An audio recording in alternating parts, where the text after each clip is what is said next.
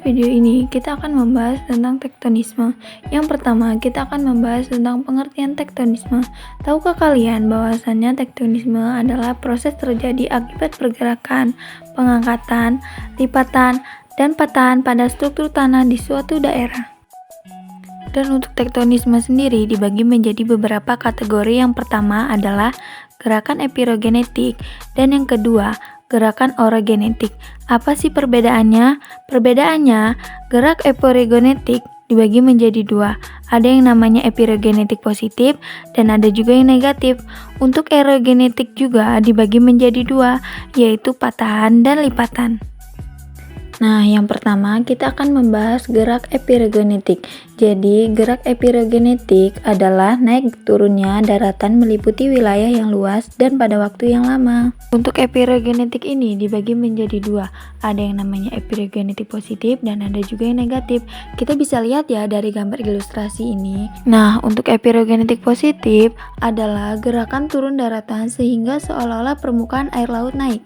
Dan untuk epirogenetik negatif adalah gerakan daratan-daratan sehingga seolah-olah permukaan air laut turun. Nah, kita kan tadi sudah membahas gerak epirogenetik. Sekarang kita akan membahas gerak orogenetik. Kalau tadi gerakan epirogenetik itu pergerakan yang lambat dan wilayahnya luas. Sedangkan orogenetik ini kebalikannya, pergerakannya cepat dan wilayahnya yang sempit. Dan orogenetik ini dibagi menjadi dua ya. Tadi ada lipatan dan patahan.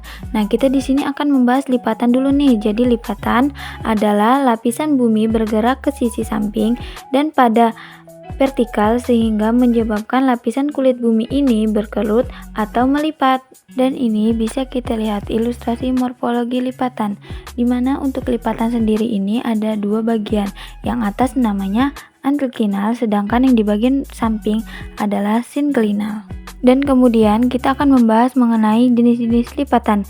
Jadi yang pertama kita bisa lihat di sini ada gambar lipatan tegak. Lipatan tegak adalah posisi bidang sumbu lipatan ini tegak lurus terhadap bidang lipatan. Dan yang kedua lipatan miring. Lipatan miring yang salah satu sisinya miring ke salah satu arah. Yang ketiga adalah lipatan rebah. Lipatan rebah berbentuk landai seperti suatu benda yang merebah. Yang keempat adalah lipatan menggantung. Lipatan menggantung ini mempunyai puncak yang menggantung. Yang kelima adalah lipatan isoklin.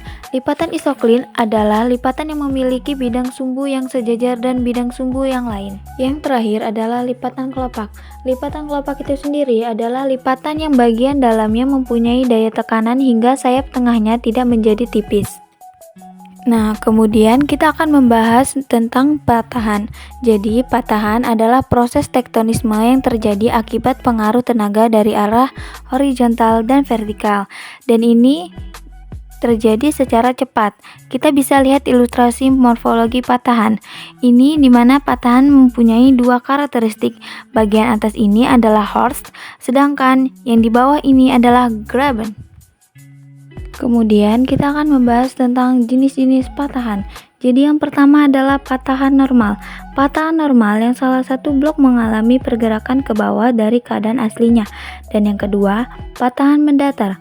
Patahan mendatar memiliki arah patahan relatif mendatar ke kiri dan atau ke kanan. Dan yang ketiga adalah patahan naik. Salah satu bagian blok relatif bergerak naik terhadap blok lainnya. Nah, di sini bisa kita lihat semua ya gambar-gambar dari patahan tersebut.